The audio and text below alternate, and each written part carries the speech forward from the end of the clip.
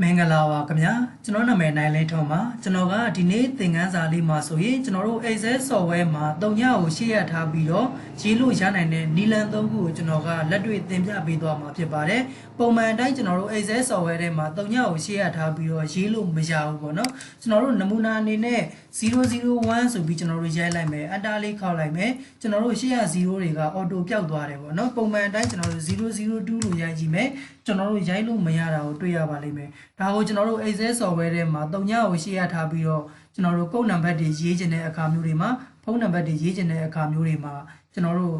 ့ဒီ Excel software ထဲမှာတုံညကိုရှေ့ရထားပြီးတော့ရိုက်လို့ရနိုင်တဲ့နီလန်လေးတွေသိထားမှကျွန်တော်တို့ရေးလို့ရမှာဖြစ်ပါတယ်အဲ့တော့ဒီသင်ခန်းစာလေးကကျွန်တော်တို့ Excel software မှာတုံညကိုရှေ့ရထားပြီးတော့ရိုက်လို့ရနိုင်တဲ့နီလန်လေး၃ခုကိုကျွန်တော်ကသင်ပြပေးသွားမှာဖြစ်ပါတယ်ဒီတော့ကျွန်တော်တို့နံပါတ်1နီလန်ကဒီမှာကျွန်တော်ကပထမနီးဒုတိယနီးတတိယနီးဆိုပြီး၃ခုခွဲပေးထားတယ်ပေါ့နော်အဲ့တော့ပထမနီးကကျွန်တော်တို့ဘယ်ကနေပြီးတော့ရိုက်လို့ရလဲဆိုရင် keyboard ကနေပြီးတော့ကျွန်တော်တို့ apostrophe ခလုတ်လေးကိုကျွန်တော်တို့ခံပြီးတော့မှရေးလို့ရပါတယ်ဒီတော့ဒီခလုတ်လေးကိုကျွန်တော်တို့ဒီမှာတစ်ချက်ပြပေးမယ်ကျွန်တော်တို့ keyboard ကနေပြီးတော့ဒီခလုတ်လေးနော်ဒီရဲ့ခလုတ်လေးကိုကျွန်တော်တို့တစ်ချက်နှိပ်ပြီးတော့မှကျွန်တော်တို့ရေးလို့ရပါတယ်ပုံမှန်အတိုင်း001လို့ရိုက်မယ် enter ခောက်မယ်ကျွန်တော်တို့ရိုက်လို့မရဘူးဒါဆိုရင်ကျွန်တော်တို့ keyboard ကနေပြီးတော့ဒီကလိုလေးကိုကျွန်တော်တို့တစ်ချက်ခံလိုက်မယ်001ဆိုပြီးရိုက်မယ် enter လေးခောက်လိုက်ပါမယ်ဒါဆိုရင်တော့ကျွန်တော်တို့001ဆိုပြီးတော့ရေးရင်တုံညကိုရှေ့ရထားပြီးတော့ကျွန်တော်တို့ရေးလို့ရတော့မှာဖြစ်ပါတယ်ဒီလိုပဲကျွန်တော်တို့ဒီကလိုလေးကိုခံမယ်002ဆိုပြီးတော့ရိုက်လိုက်မယ် enter လေးခောက်လိုက်ပါမယ်ဒါဆိုကျွန်တော်တို့002ဆိုပြီးတော့ကျွန်တော်တို့ထွက်တယ်ပေါ့နော်ဒီနီလန်အတိုင်းကျွန်တော်တို့ပထမနီလန်အတိုင်းပဲကျွန်တော်တို့တုံညကိုထားပြီးတော့တုံညကိုရှေ့ရထားပြီးတော့ကျွန်တော်တို့ရေးလို့ရမှာဖြစ်ပါတယ်ဒါကတော့ပထမနီလန်လေးဖြစ်ပါတယ်ဒုတိယနီလန်ကကျွန်တော်တို့ format လေးပြောင်းပြီးတော့ရိုက်ပေးရမှာဖြစ်ပါတယ်ပုံမှန်အနေနဲ့ကျွန်တော်တို့ဒီမှာလဲ001 002ကျွန်တော်တို့ရိုက်မယ်ဆိုရင်ရေးလို့ရမှာမဟုတ်ဘူးဒီတော့သူ့ကိုကျွန်တော်တို့ရေးလို့ရအောင် format လေးကိုကျွန်တော်တို့ tab format လေးပြောင်းပေးရမှာဖြစ်ပါတယ်ဒီတော့ဒီရဲ့ format လေးကိုကျွန်တော်တို့ပြောင်းဖို့ရအတွက်ကိုကုတ်နံပါတ်တွေရေးချင်တဲ့ဆဲခွက်တွေအားလုံးအရင်ဆုံးအနေနဲ့ဆက်လက်ပေးထားပါမယ်ကိုကုတ်နံပါတ်တွေရေးမယ်ပေါ့နော်ကိုတုံညကိုထားပြီးတော့ရေးရမယ့်ဆဲခွက်တွေအားလုံးအရင်ဆုံးအနေနဲ့ဆက်လက်လေးပေးမယ်ဆက်လက်ပေးပြီးသွားပြီဆိုရင်တော့ကျွန်တော်တို့ home tab ထဲကနေပြီးတော့ number group ထဲမှာကျွန်တော်တို့ဒီမှာ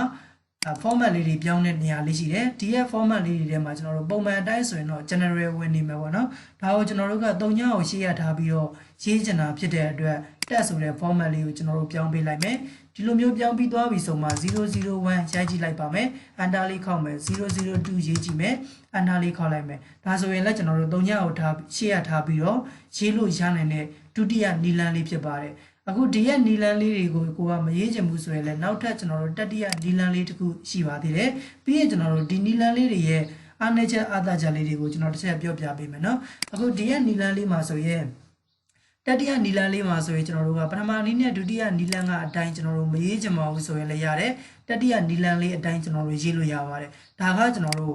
ဒီမှာလည်းကျွန်တော်တို့ကိုရေးချင်တဲ့ကိုတုံညကိုရှေ့ရထားပြီးတော့ရေးချင်တဲ့ဆဲခွက်လေးတွေကိုပထမဆုံးအနေနဲ့ဆက်လက်ပေးပါမယ်ဆက်လက်ပေးပြီးသွားပြီဆိုရင်တော့ကျွန်တော်တို့ဒီမှာ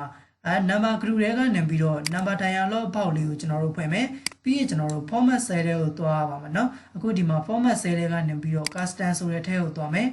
custom နဲ့ရောက်သွားပြီဆိုရင်ဒီနေရာလေးမှာကျွန်တော်တို့ general ဆိုပြီးတော့ဖြစ်နေပါလိမ့်မယ်ဒီရဲ့ general ဆိုတဲ့စာသားလေးကိုဖြတ်ပြီးတော့မှကိုကတုံညကိုဘယ်နှလုံးရေးချင်တာလဲပေါ့နော်အခုထားပါတော့ကိုက Excel နဲ့စာရင်းလုပ်တဲ့အခါမှာကုတ်နံပါတ်တွေဒီပေါ့ item မျိုးအမည်တွေကိုကျွန်တော်တို့ company တွေမှာဆိုကုတ်နံပါတ်တွေနဲ့ပေးခဲ့တာတွေရှိတယ်လေအဲ့တော့ကိုကကုတ်နံပါတ်လေးတွေကို0လေးလုံးသတ်မှတ်ထားလား05လုံးသတ်မှတ်ထားလားပေါ့နော်တကယ်လို့ကိုက05လုံးသတ်မှတ်ထားရင်ဒီမှာကျွန်တော်တို့35လုံးရေးပေးလိုက်ရုံပဲတကယ်လို့3လုံးပဲသတ်မှတ်ထားရဲဆိုရင်တော့3လုံးပဲသတ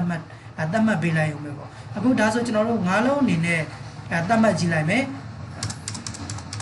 0လေး5လုံးကျွန်တော်တို့ရိုက်ထည့်ပေးလိုက်ပါမယ်ပြီးရင်ကျွန်တော်တို့ okay လေးပေးလိုက်ရုံပဲအခုဒါဆိုရင်ကျွန်တော်တို့ဒီမှာ1လို့ရေးလိုက်တာနဲ့0လေးလုံး1ဆိုပြီးတော့သူကပြပေးသွားလိမ့်မယ်2လို့ရေးလိုက်တာနဲ့ကျွန်တော်တို့0လေးလုံး2ဆိုပြီးတော့မှကျွန်တော်တို့ပြပေးသွားမှာဖြစ်ပါတယ်ဒါကတော့ကျွန်တော်တို့ format cell ကနေပြီးတော့ရေးလို့ရနိုင်တဲ့တတိယနီလန်လေးဖြစ်ပါတယ်တကယ်လို့ဒီရဲ့ format cell ကိုကျွန်တော်တို့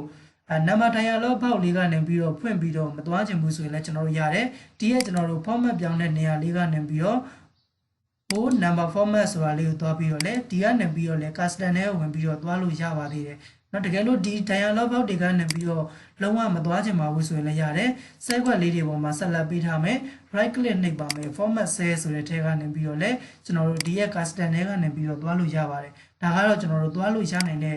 နီလန်လေးတွေပေါ့နော်ကိုယ်အဆင်ပြေတဲ့နီလန်တစ်ခုကိုရွေးချယ်ပြီးတော့မှသွားလို့ရမှာဖြစ်ပါတယ်အဲ့တော့ဒီမှာကျွန်တော်တို့ကပထမနီးဒုတိယနီးတတိယနီလန်အနေနဲ့နီလန်3ခုနဲ့3ညကိုရှေ့ရထားပြီးတော့ရေးလို့ရနိုင်တဲ့နီလန်လေးတွေတော့တည်သွားပြီဒါဆိုသူတို့တွေရဲ့ကျွန်တော်တို့အားနည်းချက်အားသာချက်လေးတွေကိုတစ်ချက်လေ့လာကြည့်တဲ့အခါမှာဆိုရင်အခုဒီမှာကျွန်တော်တို့ format cell ကနေပြီးတော့format cell ကိုပြောင်းပြီးတော့မှကျွန်တော်တို့ရေးထားခဲ့တဲ့ cell ခွက်လေးတွေကကျွန်တော်တို့အားသာချက်တစ်ခုရှိတယ်။ဘာလဲဆိုရင်ကျွန်တော်တို့သူ့ရဲ့ကျွန်တော်တို့ဒီကိန်းကနန်းလေးတွေကိုပေါင်းလို့မြောက်စားကျွန်တော်တို့လှုပ်ချင်လှုပ်လို့ရတယ်ပေါ့နော်။အဓိကကျွန်တော်တို့ကိန်းကနန်းတွေကိုတွက်ချက်လို့ရတယ်။ဒီရှေ့မှာကျွန်တော်တို့ရေးထားခဲ့တဲ့နီလန်လေးနှစ်နည်းရဲ့အားနည်းချက်ကကျွန်တော်တို့ပေါင်းလို့မြောက်စားတွေကိန်းကနန်းတွေကျွန်တော်တို့တွက်ချက်လို့မရဘူး။ဒါဆိုကျွန်တော်တို့နမူနာအနေနဲ့ဒီ cell ခွက်လေးတွေကိုကျွန်တော်တို့ပေါင်းကြည့်လိုက်မယ်။001ဆိုတာနဲ့002ဆိုတာလေးကိုကျွန်တော်တို့ပေါင်းကြည့်မယ်။ဒါကြောင့်ကျွန်တော်တို့ auto sum လေးနဲ့ပေါင်းကြည့်လိုက်ပါမယ်။သူကကျွန်တော်တို့ပေါင်းလို့မရဘူးเนาะကျွန်တော်တို့ဒီမှာ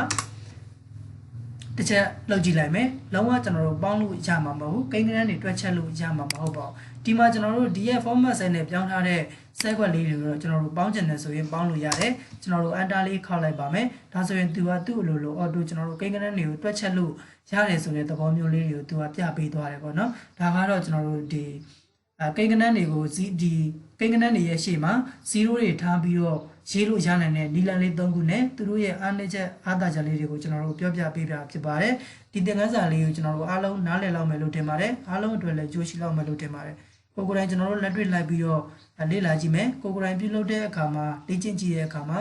ကျွန်တော်တို့မရတဲ့နေရာလေးတွေရှိတယ်နားမလည်လိုက်တဲ့နေရာလေးတွေရှိတယ်ဆိုရင်လည်းကျွန်တော်တို့ပြန်ပြီးတော့ပြင်လို့ရပါတယ်အကယ်၍ကိုကိုယ်တိုင်လေ့ကျင့်ပြီးတော့ပြီကိုလည်းအမှန်တကယ်ဒီရဲ့နီလန်3ခုနဲ့ပြုလုပ်တက်သွားပါပြီဆိုရင်တော့ဒီသင်ခန်းစာရဲ့ comment လေးမှာ DON တန်းဆိုပြီးတော့ရေးခဲ့ပေးပါဦးခင်ဗျာအခုဒါဆိုရင်တော့ကျွန်တော်ဒီသင်ခန်းစာလေးကိုဒီမှာပဲရနာလိုက်ပါမယ်အားလုံးအဆင်ပြေကြပါစေခင်ဗျာ